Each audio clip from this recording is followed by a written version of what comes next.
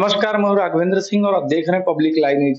आज जो है बलौदाबाजार जिले में जैसे-जैसे चुनाव की माहौल गरमाते जा रही है, उसी तरीके से अब जो है कि अपने-अपने जो पार्टी है, वो अपने-अपने सत्ता में आने के लिए पूर्ण रूप से अपना दौरा चालू कर चुके हैं और वन टू वन लोगों से मिलते जा रहे हैं। आज पूर्व जो है स्वास्थ्य मंत्री अमर अग्रवाल भी आज बलौदाबाजार जिले के प्रवास पर जो है कि रहे और उन्होंने भाटापारा, तिल्दा और बलौदा और कई सारे जगहों पे आज किसानों से और मंडी में जाकर के और लोगों से और पदाधिकारियों से ऐसे चर्चा हुई। क्या कुछ बातें आइए उनसे हम रूबरू होते हैं। जो चुनावी घोषणा पत्र तैयार कर रहे हैं, सबकी मन की बात सुनने के लिए हमने एक व्हाट्सएप नंबर,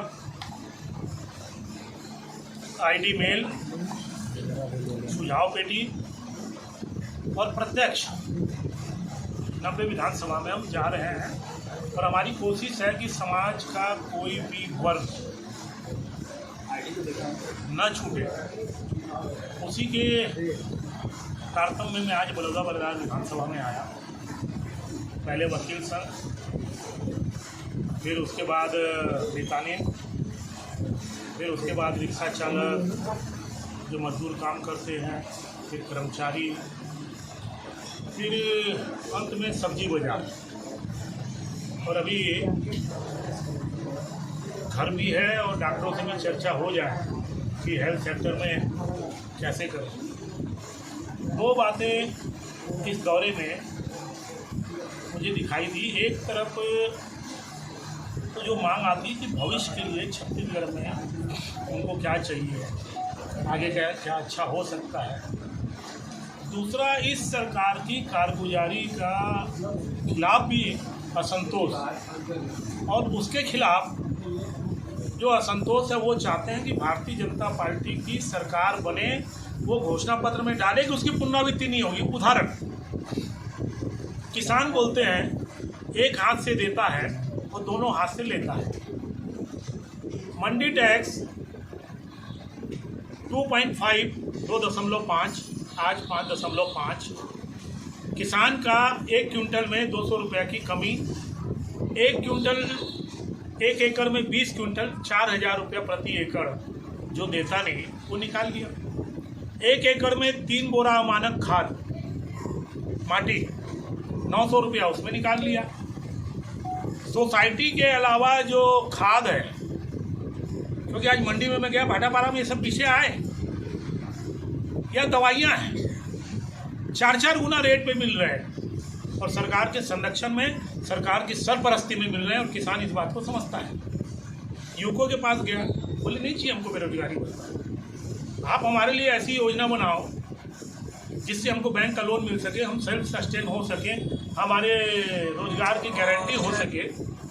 और तीसरा बोले हम किसान के बेटे हैं, गरीब के बेटे हैं, अनुसूचित जाति के बेटे हैं, जनजाति के बेटे हैं, हम गरीब हैं।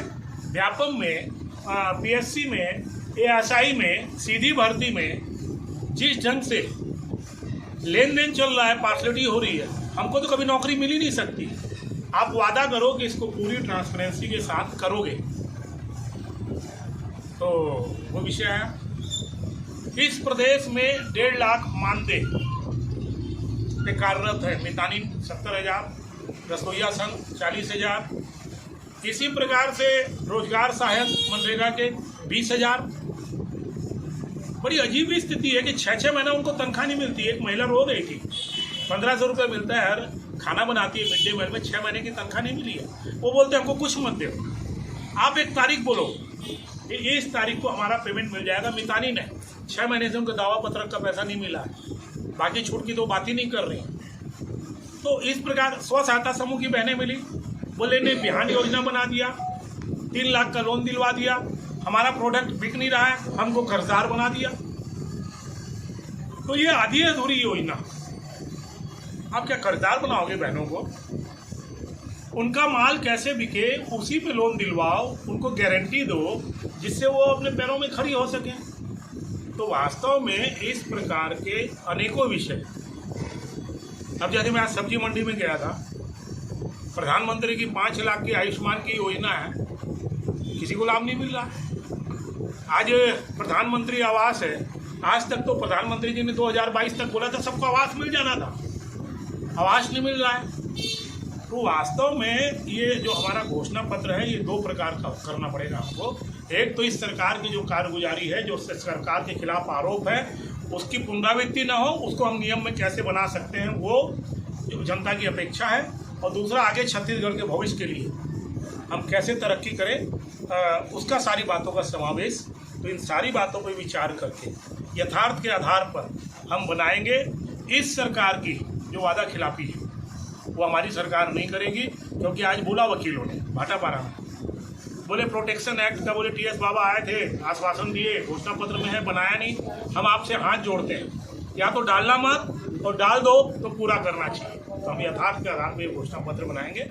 उसीलिए मैं बलौदाबाजार में आया, आप सब के साथ चर्चा, आपके भी अगर कोई विषय हो। एक बड़ा मामला ये आता है कि जब भी कोई प्रत्याशी या कोई भी बीजेपी के लोग जाते हैं, किसान यही कहता है कि पिछले 2 साल का बोनस नहीं मिलता। ये बात सही है। देखिए, हमने 300 रुपये का वादा किया था। ये बात सही है कि कुछ तकनीकी कारणों से हम 2 साल का पैसा दे नहीं पाए, और कहना चाहिए 5 साल उसके लिए हम बाहर भी हुए।